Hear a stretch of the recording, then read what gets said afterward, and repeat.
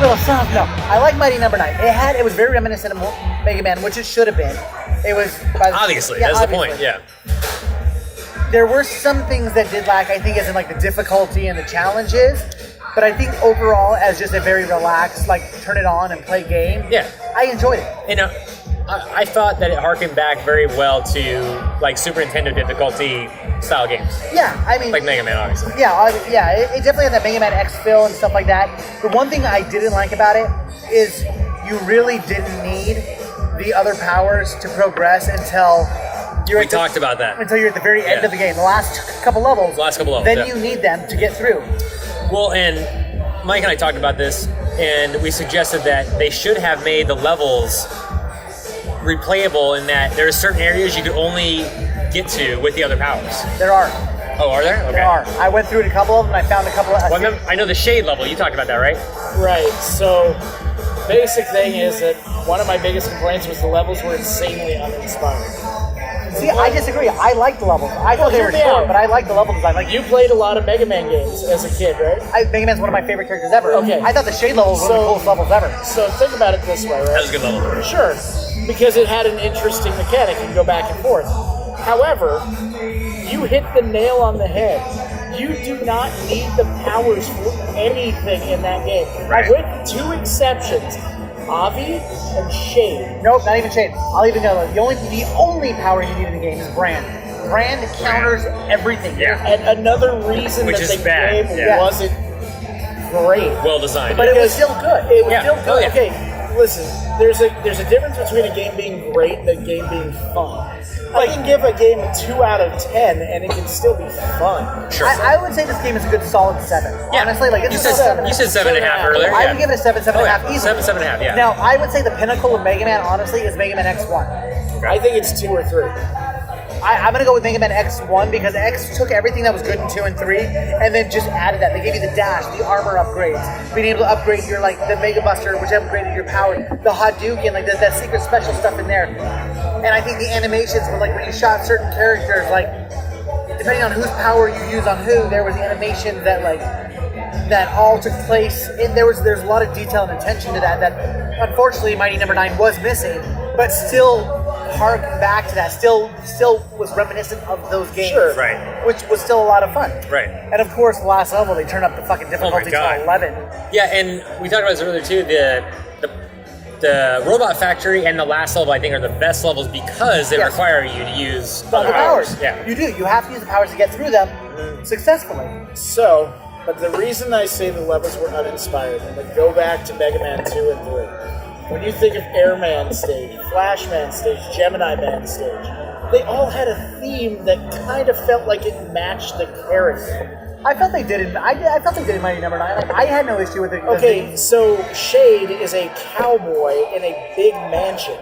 He's not a cowboy. He's like an anti-government, anti-establishment robot. He was a cowboy wearing a sombrero. He was. He's the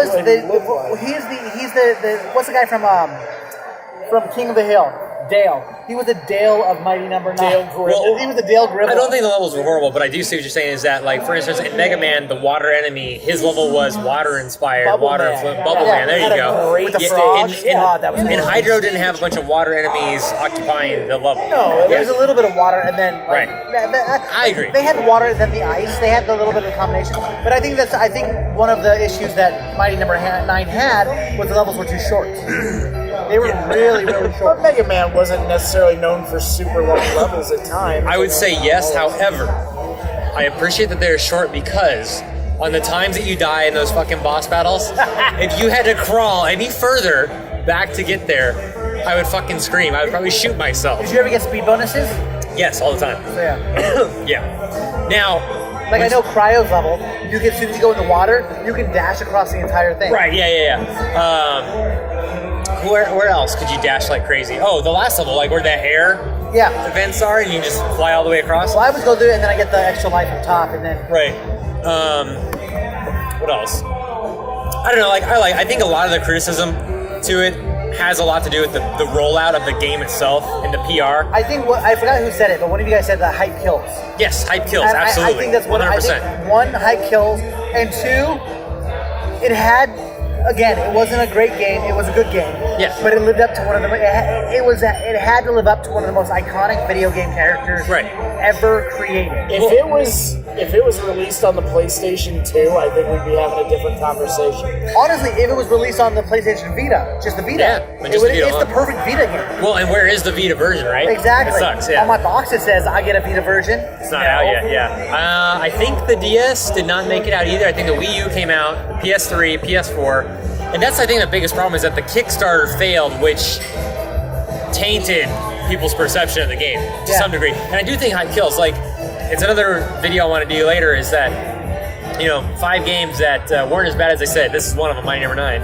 And then Evolve, I don't think is as bad as it was said to be. I don't think it was a perfect game by any means. Fun game. It's fun, absolutely. I don't like first-person shooters, and I loved Evolve. I would say I liked Mighty No. 9 better than Evolve. Okay. It was more like Mighty No. 7.5, but that. And then the next game would be The Order, and then I would say another game that wasn't as bad as they said it was Ground Zeroes, and of course, everyone fucking would probably light my house on fire for this, but No Man's Sky wasn't as bad as they said. And I think hype, and for all those instances, hype destroyed the rollout. But the thing is, though, I remember Ground Zeroes getting good reviews. It got good reviews, Metal Gear Ground Zero? Metal Gear Solid, yeah. But most people said, like, oh, it's a demo, it's not worth it, but it had so much game time you could do to it. But the other problem, though, too, is you're able to finish that in 15 minutes. Right, now, here's my comment about that. Well, here's my comment about that. They said the same thing about The Order. You could finish it in 4 hours. The guy who uploaded that video finished it in 4 hours, skipped all the cutscenes, which aren't gameplay, of course, but also he'd already been playing it.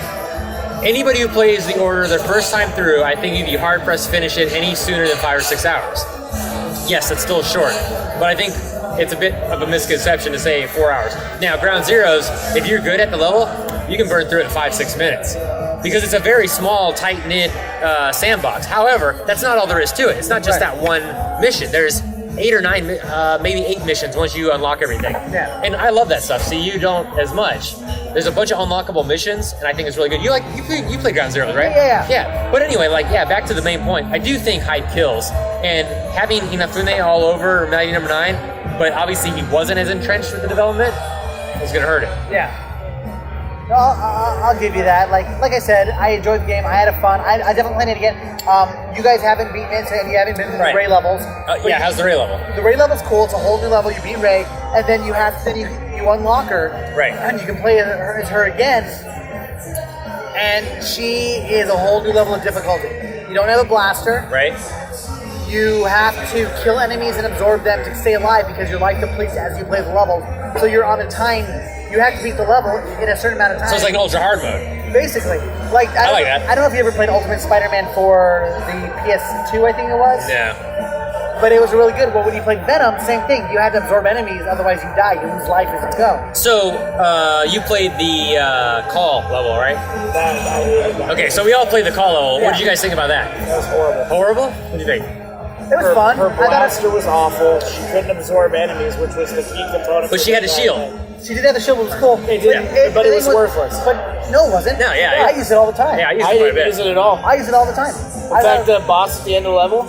Yeah, I use it against the boss. No, you just stand right next to his mouth, he can't hit you. Right, yeah, you can duck. You can crawl underneath him, too. You don't even have to crawl, you stand there. Was there a dog? Because he was like that. Yeah, he's like the big 4-legged dog. He's the same boss as the very first level, I think. Almost the same. No, the very first level is the drill thing that goes back and forth. Oh, right. You So fight him in the last level again. Yeah, okay. I like the roll level. It was a switch up. I think it could have been better, of course, but I thought it was a switch in gears. I liked it because it played different than Beck. Yeah. Now, I don't know why they, other than the story-wise, because, Beck could absorb enemies, it's too bad she didn't have the combo system built into her. Yeah. Yeah. Well, they kind of touch on that. Like, I don't think she was built by the Professor. Right. Yes. Yeah, only Trinity and Beck, right? Beck and Trinity, yeah. And all the other mighty numbers. She was built by Sansa, whatever his name is. So, she kind of touches that on the prison, like, why am I not like the others? Right, why do I don't hesitate in killing these other robots? But the Rey one is cool because she's like this tormented robot, and you go through, like, you start her story, and you get this whole storyboard of what's going on with her. Nice. And as you beat each level, you get, like, her, like, you go through the same levels again, but it's a completely different game. It really is a completely different game playing through her. Nice. And you're trying to figure out, because she's this tormented robot who is dying and trying to figure out why, and the professor's the key. Okay. So. And she's got a blade? Is she like Zero for Mega Man? She's like she has a claw. Like she does a claw attack, and then she has this dash attack. Okay. Her dash hurts. So that's how you absorb people. You have to dash through them, and you absorb them if you do that. That's cool. But Now, completely different game, completely different style. Now, I'm of the opinion that modes like the trial modes, the co-op, the competitive co-op, the Ray DLC, that's good extra content to me. I agree. But Mike doesn't conceive of that as... I think that's all great extra content. Like that makes that's a lot of, honestly, that's more first-person content than any other Mega Man has ever had before. Except 9 and 10. Because they had boss rush modes, they had extra characters you could play through. They had all that. So, granted, we all bought it for $8, which is a fucking steal. Yes. If you bought it for, let's even say, 30 at physical retail, how would you feel about it? You say you'd be disappointed, right? I wouldn't. Okay. I think for $30, even $30, I think I would have been okay with it. I agree. This is one of the most fun games. Like, this is one of the games that, and maybe I went in with no expectations because of everything I heard. That helps too. Yeah. But I do have to say, this is the most fun I've had in a game in a long time because it takes it back to those 2D Mega Man roots, where it's not these open world environments where you're spending 20 hours trying to. That's true. It's very straightforward. It's point A to point B. You shoot stuff, you don't get hit, and don't die because you got to start the level over again. Would you like to touch on that? I can tell you're about to burst. Not really, but I mean, at the end of the day, though, we're going to talk about that. If I want to harken back to the old Mega Man games, I'll play the old Mega Man games. I agree. Because, quite frankly, they're available, and I can buy them. Which soon they'll be available on Android, too. But in fact, I have, Collection. Yes, so do I. Thank you. Oh, that was good.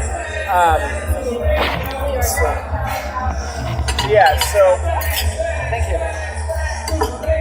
So, okay, on that note then, why are there no new Mega Man games coming out?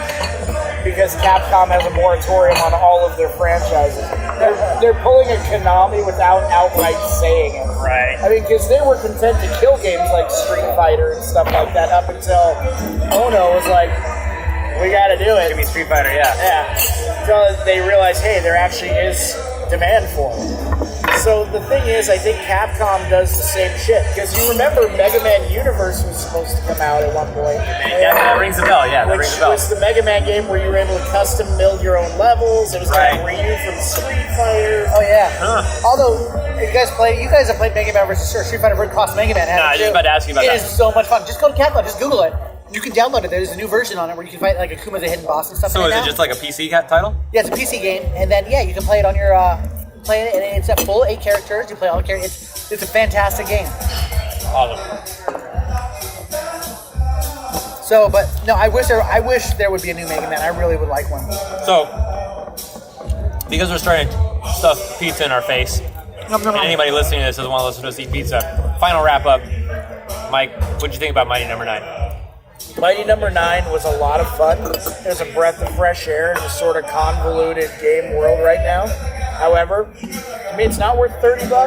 Definitely worth 10. And I can tell you right now, like Mega Man, I probably won't feel super compelled to play through it again once I've gotten all the way through it. Fair enough.